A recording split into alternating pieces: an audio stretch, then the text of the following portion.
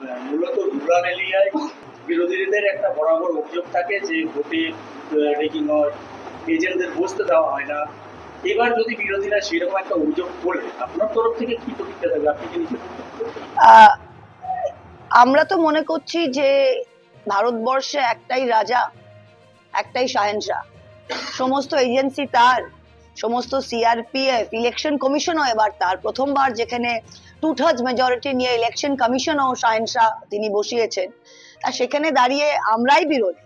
তাই অন্য বিরোধী যে আমাদের বিরুদ্ধে কি বলবে, এই পুরো ইলেকশনটা ইলেকশন কমিশন থেকে আরম্ভ করে, অবজারভার থেকে আরম্ভ করে, সিআরপিএফ, বিএসএফ থেকে আরম্ভ করে সমস্তটাই কেন্দ্র সরকার করছে। তাই এখানে আমাদের কিছু করার নেই, তারাই তাদের রুলসে হচ্ছে। সেখানেও যদি তারা হারে, তাহলে সেখানে আর কান্নাকাটির জায়গা তো অ্যাটলিস্ট আমরা দিচ্ছি না। কোনো ব্যক্তি বা বিরুদ্ধে ব্যক্তিগত কিছু বলতে আমাকে শোভা দেয় না, কাউকে শোভা দেয় না। বিজেপি, আমি আগেও এটা বলেছি যে বিজেপির প্রার্থী কোনো ফ্যাক্টর নয়, আমার কাছে প্রার্থী অপ্রাসঙ্গিক।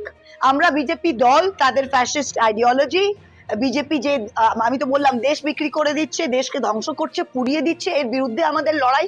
প্রার্থী আমাদের কাছে কোনো ফ্যাক্টর নয়, আমরা লড়াইয়ের মতো লড়ছি।